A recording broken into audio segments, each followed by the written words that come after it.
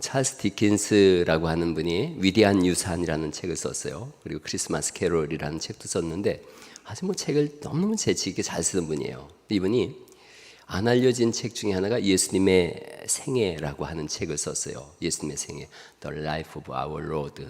예수님의 생애, 이 책을 썼어요. 공식적으로 출판 목적으로 쓴 게 아니라 어린 자녀들을 양육하고 예수님에 대해서 가르치려고 본인이 쓴 거예요. 복잡한 교리적인 것들 다 피하고 예수님의 사랑, 겸손, 자비, 순종 이런 걸 강조했어요. 신학적으로 이렇게 큰 의미가 있는 책은 아니지만 자녀들에게 기독교 신앙을 가르치기 위해서 이걸 썼고 삶 속에서 이걸 적용했던 거예요. 그래서 자기 생전에는 이걸 공개하지 말라 그랬어요. 유언에 따라서 비공개로 있다가 죽은 지 64년이 지난 1934년 유족들에 의해서 출판됐어요. 읽어보니까 크게 이렇게 막 신학적이거나 성경적이다 이러진 않은데 되게 중요한 건 자녀를 위해서 아버지가 이 책을 썼다는 게 너무 경이로운 거예요. 부모는 자녀에게 가장 좋은 걸 주고 싶어 하거든요. 하나님도 우리에게 가장 좋은 걸 주고 싶어 하세요. 찰스 디킨슨이 자녀들에게 가장 좋은 걸 주기 위해서 예수님의 생애를 썼다면 예수님 우리에게 가장 좋은 걸 주시기 위해서 신명기 6장 4절부터 9절 말씀을 주신 거예요. 신명기 6장 4절부터 9절 말씀, 신명기 6장이죠. 가장 중요한 거예요. 신명기 이 말씀이 쓰여지던 시대는 이런 거예요. 모세가 이제 가나안 땅 입성을 앞두고 있는 거예요. 출애굽해서 광야를 지나고 가나안 입성을 앞두고 있어요. 1세대들이거든요. 1세대들이 광야에서 다 죽었어요. 이들이 왜 죽었냐면 하나님의 영광을 다 봤어요. 홍해 바다가 갈라지는 것도 보고 또 만나가 하늘에서 내리는 것도 보고 반석에서 물이 나온 것도 다 봤어요. 그리고 나온 사람만 장정만 60만 명이고 대략 200만 명 정도 되거든요. 200만 명. 우리나라 1948년 나라가 수립될 때 우리나라 인구가 2천만 명밖에 안 됐어요. 그러니까 200만 명 엄청난 숫자인데 이들이 하나님을 경험하고도 하나님을 믿지 않았어요. 다 죽은 거예요. 그리고 이제 2세대가 가나안 땅을 들어가려고 그래요. 가나안 땅은 이스라엘이 도착하기 전에 거기 들어가기 전에 이미 고도로 발달된 문화를 가지고 있어요. 오늘 아침 우리 정희 권사님이 기도했던 것처럼 바알과 아세라수를 다른 이름으로 아세라라고 하는데 바알과 아세라 신을 섬겼어요. 대략 저렇게 생겼는데 바알과 아세라가 이렇게 보면 오른쪽에 있는 게 이쪽이 바알 신이고 왼쪽이 이제 바알의 부인 아세라 신이에요. 이 둘이 성적인 결합을 할 때 비가 내린다 이렇게 생각을 했어요. 그래서 우상 숭배하는 곳이에요. 인신제사가 있었어요. 아이를 불태워서 죽이는 인신제사를 해요. 그리고 이들의 이 신전에서 하는 일이 성행위였어요. 그러니까 여호와 신앙은 거룩을 강조하고 그리고 하나님 앞에서 청결한 삶을 요구한다면 이 바알 신은 쾌락이에요. 쾌락만을 추구하는 거예요. 신명기를 통해서 하나님은 이 문화를 경계하라. 가나안 족속과 혼인도 금지하게 하셨어요. 가나안 신들을 위한 제단을 파괴해라. 가나안 관습을 흉내도 내지 마라. 여기는 낙원처럼 보이지만 죽음과 부패로 가득한 그런 땅이에요. 여기에 들어가는 이 세대들을 향해서 지금 하나님께서 말씀하시는 거예요. 쉐마 명령이라 그래요. 쉐마 교육. 쉐마. 들으라 이런 뜻이에요. 쉐마 하면 들으라 이런 뜻인데 들으라 이스라엘아 너는 마음을 다하고 뜻을 다하고 힘을 다하여 여호와를 사랑해라. 그리고 이 모든 것들을 네 자녀들에게 부지런히 가르쳐라. 오늘 이제 어린이 주일이에요. 어린이 주일에 하나님께서 우리에게 말씀하는 거예요. 하나님에 대해서 자녀들에게 부지런히 가르쳐라. 여러분 6장 20절에서 25절 말씀은 이렇게 돼 있어요. 6장 20절 말씀 보시겠어요? 후일에 내 아들이 내게 묻기를 우리 하나님 여호와께서 명령하신 증거와 규례와 법도가 무슨 뜻이냐 하거든. 자녀들이 묻는 거예요. 하나님이 어떤 분이세요? 하나님의 뜻이 뭐예요? 물으면 21절 같이 한번 읽어볼까요? 시작. 너는 내 아들에게 이르기를 우리가 옛적에 애굽에서 바로의 종이 되었더니 여호와께서 권능의 손으로 우리를 애굽에서 인도하여 내셨나니 인도하신 하나님이시다. 그리고 22절 또 읽어보죠. 시작. 곧 여호와께서 우리의 목전에서 크고 두려운 이적과 기사를 애굽과 바로와 그의 온 집에 베푸시고 23절 우리 조상들에게 맹세하신 땅을 우리에게 주어 들어가게 하시려고 우리를 거기서 인도하여 내시고 인도하셨다. 24절 여호와께서 우리에게 이 모든 규례를 지키라 명령하셨으니 이는 우리가 우리 하나님 여호와를 경외하여 항상 복을 누리게 하기 위하심이며 또 여호와께서 우리를 오늘과 같이 살게 하려 하심이라. 복을 주고 살려고 이렇게 하신다는 거예요. 25절 또 읽어보죠. 시작. 우리가 그 명령하신 대로 이 모든 명령을 우리 하나님 여호와 앞에서 삼가 지키면 그것이 곧 우리의 의로움이니라 하시니라. 이렇게 말씀하는 거예요. 자녀들이 물으면 하나님 나라의 역사에 대해서 잘 알려줘라 이런 거예요. 후일에 내 자녀들이 묻거든 찰스 디킨스처럼 성경을 들려주는 부모가 되라는 거예요. 출애굽 사건, 또 율법을 수여하신 사건, 언약이 체결된 사건, 또 구약과 신약의 기적들, 학자들에 따라 다르지만 구약과 신약의 기적이 대략 130개에서 160개나 된다 그래요. 그 기적들에 대해서 아이들하고 얘기를 보면 굉장히 재밌습니다. 저도 우리 아이들 어릴 때 홍해바다 이렇게 건너는 얘기를 해줬어요. 바람이 계속 불면서 3일 밤낮 바람이 불었더니 바다가 갈려졌다. 갈라진 그 마른 땅을 그들이 건너갔다. 그 양옆으로 얼마나 기가 막힌 생각이었을까. 바람이 계속 부딪히면서 바다를 가르고 거기를 이렇게 지나갈 때에 그때 아들 녀석이 그러더라고요. 아마 거기에 광어, 넙치 이런 것들이 바닥에 퍼덕이고 있었지 않겠느냐. 그런 얘기를 하면서 또 이렇게 가다가 쓱 꺼내서 먹기도 하고 그랬을 것 같다.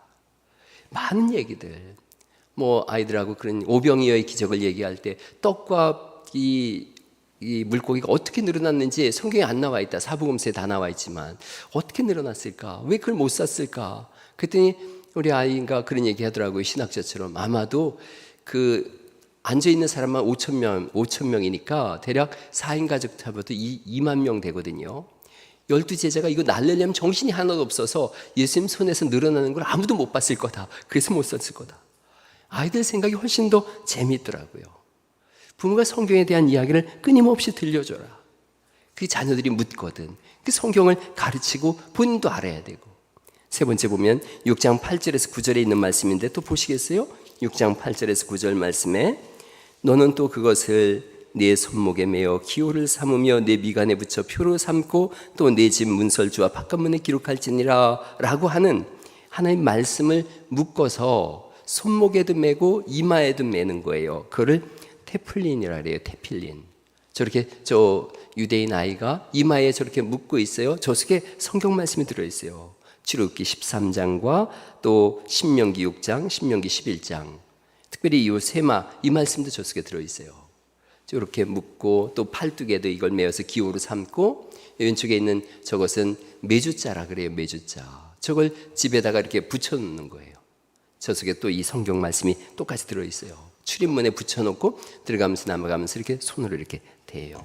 또 입을 맞추기도 하고 그러면서 이 집은 하나님의 집이다 이러는 거예요. 제가 우리 교회 가족들 교패 붙여줄 때마다 꼭 그렇게 기도하거든요. 여기는 하나님의 집이오니 하나님께서 지켜주세요 라고 하는데 이들이 그렇게 하고 있어요.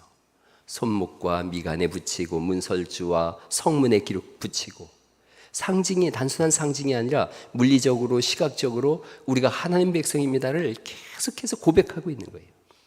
이들은 아침과 저녁에 이 기도를 합니다. 쉐마 기도라 그래요. 아침에 하는 걸 사하리트 기도라 그래요. 사하리트 기도. 해 뜨기 전에 하는 기도예요. 저녁에 하는 걸 마하리브라 그래요. 마하리브 기도. 해 지기 전에 하는 기도예요. 눈을 감은 채 이 신명기 6장 4절에 있는 말씀을 크게 온 가족이 암송합니다. 대략 히브리어로 이렇게 되어 있는데 같이 한번 우리가 히브리어로 한번 읽어보시죠. 시작. 쉐마 이스라엘 아도나이 엘로헤이노 아도나이 에하드. 쉐마 들으라 이스라엘아. 그리고 아도나이는 여호와를 뜻해요. 여호와 하나님을 부를 수 없어서 주는 엘로헤이노 하나님이시다. 아도나이 주는 에하드 유일하신 분이시다. 하나님이야말로 유일하신 하나님이시다. 이거를 아침 저녁으로 고백하고 있고 죽음의 순간에도 이 고백을 하고 있어요. 아침과 저녁은 죽음의 경계 시간이거든요. 살아있을 때나 내가 죽었을 때나 오직 하나님만이 전능하신 분이시고 유일하신 분이십니다. 이걸 고백하고 있어요. 그래서 이 부분이 세 가지로 나눠져요. 들으라 들으라 이 말씀은 순종하라 이런 뜻이에요. 어린 사무엘이 엘리 제사장 밑에서 자랐어요. 엘리는 신실하지 못한 제사장이에요. 블레셋이 쳐들어왔더니 법궤 가지고 나가면 이길 줄 알았어요. 법궤 홀랑 뺏겨요. 그런데 이 법궤 뺏겼다는 말을 듣고서 엘리 제사장이 뒤로 쓰러지면서 목이 부러져 죽어요. 자기 두 아들 홈니와 비느하스도 한날 전투에서 죽어요. 그리고 며느리가 아기를 낳다가 며느리도 죽어요. 자, 군대가 법궤를 뺏어갔어요. 이긴 줄 알았어요. 되게 신기한 일이 블레셋 지역에 일어납니다. 법궤를 다곤 신상이 있는 곳에 세워놨거든요. 다곤 신상 저렇게 생겼어요. 왼쪽에 있는 게 다곤 신이고 오른쪽에 있는 게 제사장이에요. 물고기 신이에요. 아침에 일어났더니 물고기 신이 이렇게 절을 하고 있는 거예요. 법궤 앞에.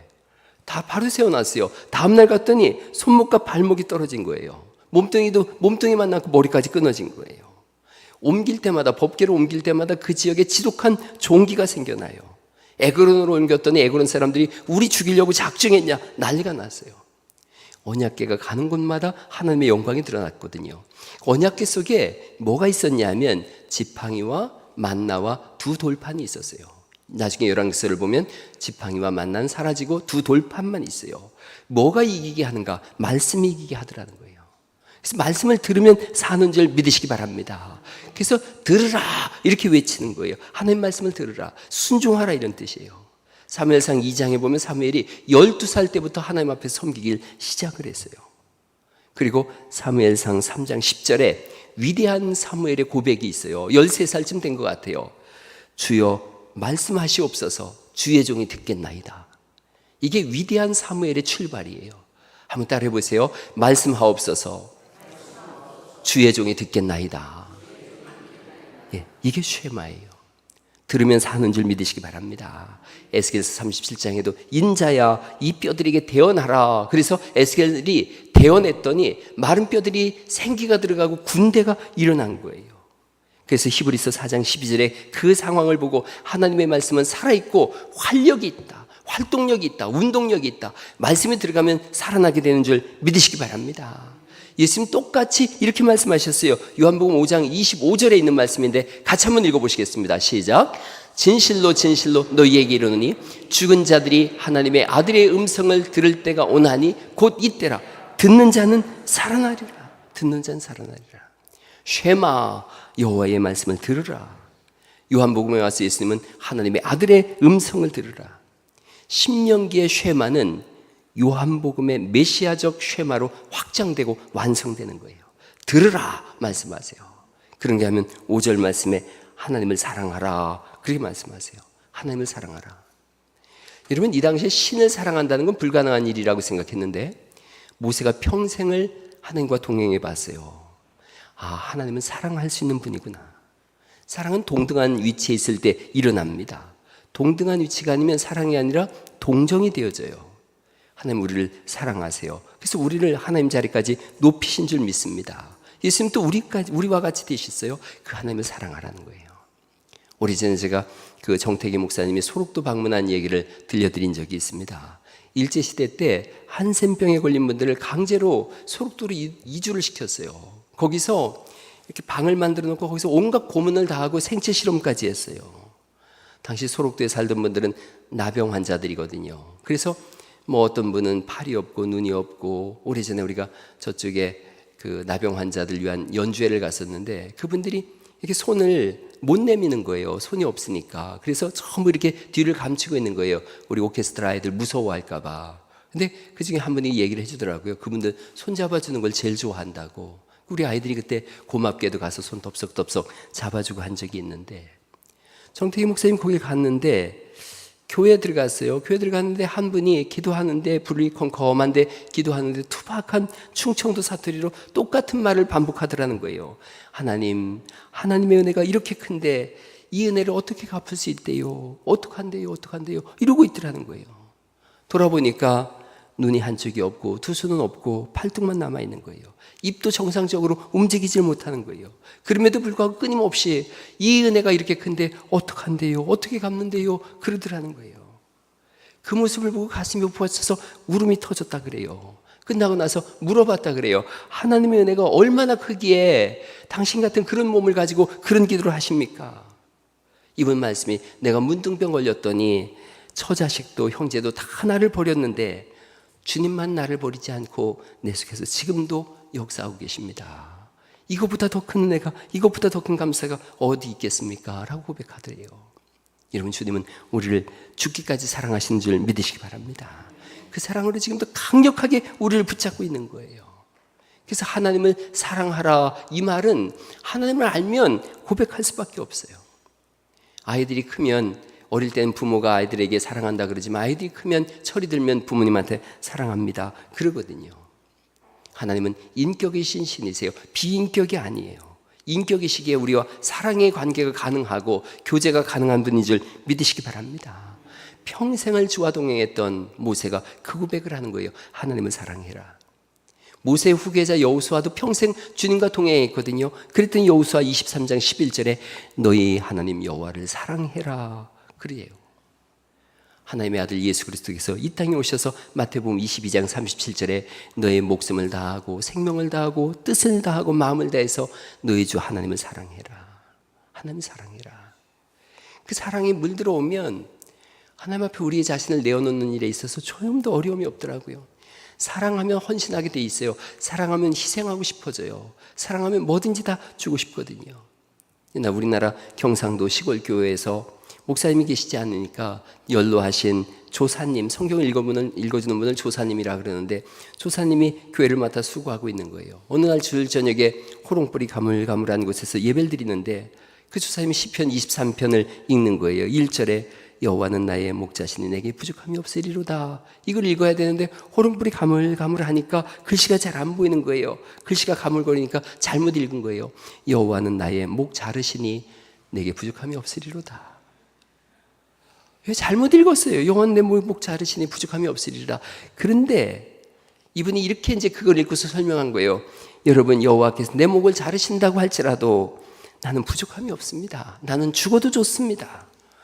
예배에 참석한 분들이 너도 나도 손을 들고서 아멘 아멘 했다 그래요. 잘못 읽고 잘못 해석했지만 그날의 예배는 어느 때보다 더 은혜로 충만했던 거예요. 할렐루야. 하나님의 사랑을 알면 그래요. 우리가 지난주에 마태복음 26장을 보면서 예수님께서 문둥이 시몬의 집에 거하실 때에 마리아가 가장 귀하게 여기던 옥합 하나를 깨서 예수님에게 발에 부었어요. 옥합값이 대략 3천만 원 정도 된다 그래요. 다들 뭐라 그러는데 예수님께서 그냥 둬라. 내 장례를 예비했다. 그 여자의 이 하는 일을 복음이 전파되는 곳마다 전해서 기념하라. 전설이 그렇게 탄생하는 거예요. 사랑의 전설이 시작된 거예요.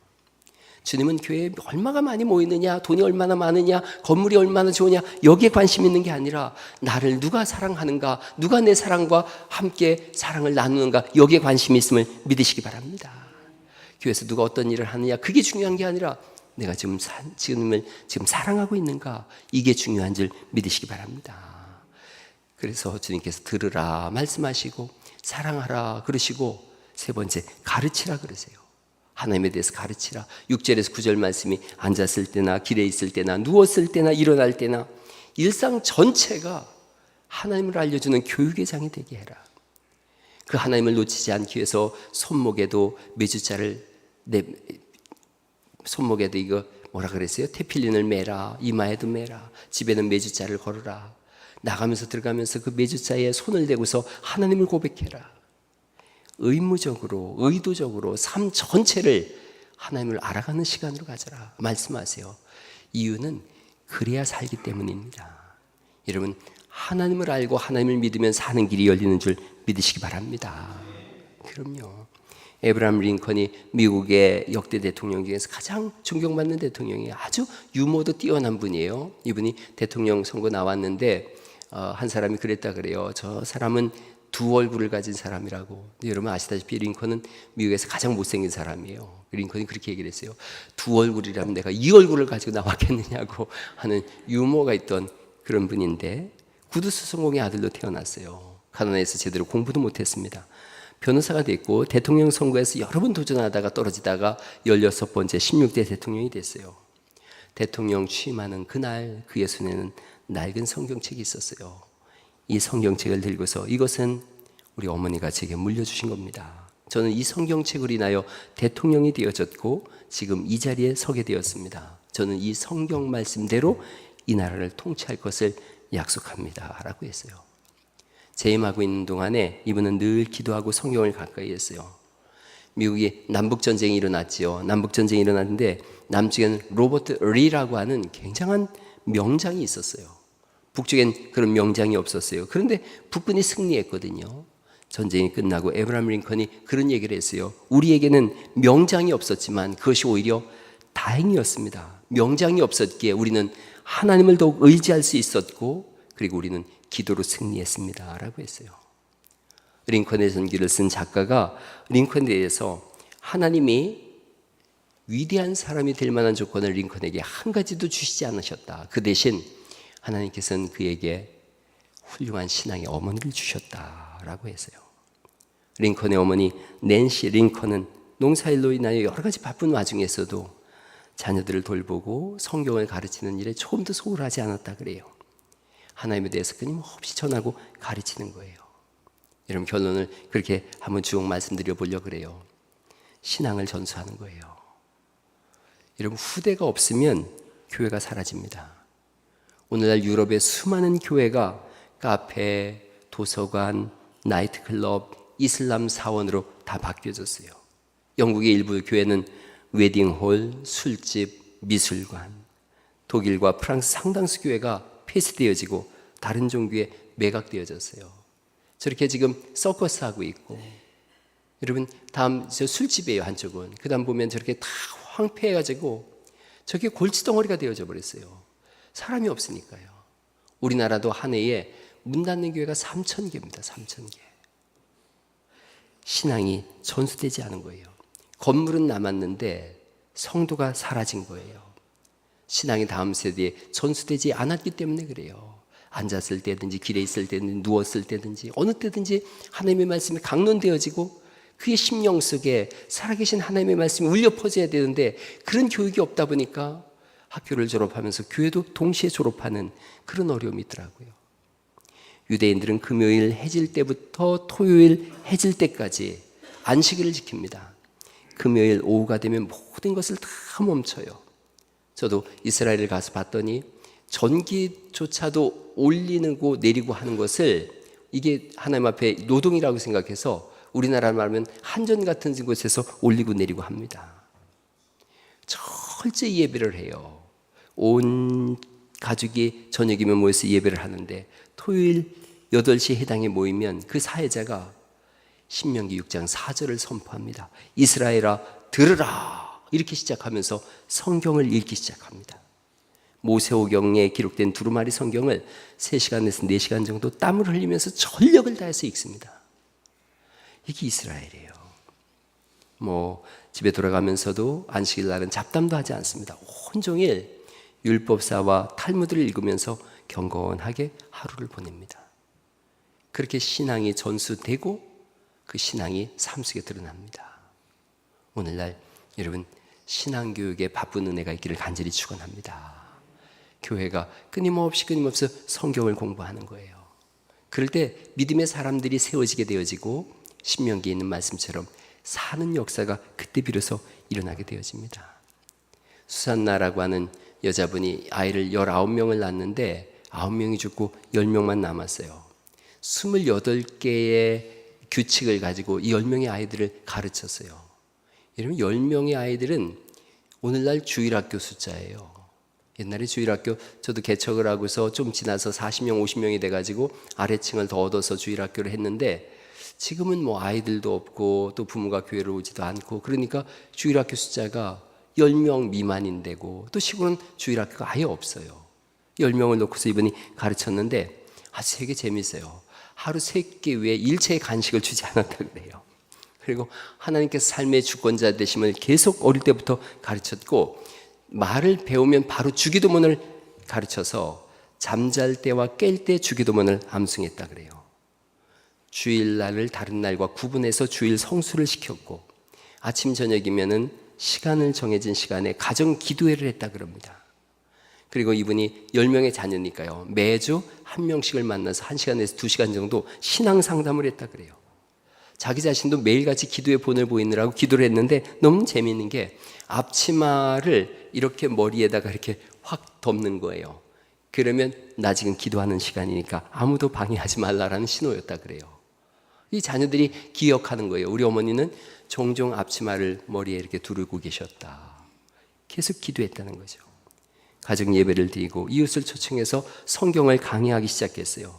근데 이 어머니가 얼마나 성경을 강의했는지 주일날 예배당에 모여서 예배하는 숫자보다 이 수잔나의 집에 모여서 예배하는 숫자가 더 많았다 그래요. 웨스트민스터 신앙고백서를 또 소요리 문답을 자녀들이 계속 반복해서 암송시켰다 그래요. 잘못하면 매를 들기보다는 회개의 의미와 하나님에 대한 용서를 쭉 이야기를 하고서 회개기도를 시켰다 그래요. 그 자녀들이 자랐어요. 그리고 하나는 감리교를 세운 존 웨슬레가 되어졌어요. 그 동생은 찬송가 6,000편 이상을 작곡한 찰스 웨슬레가 되었어요.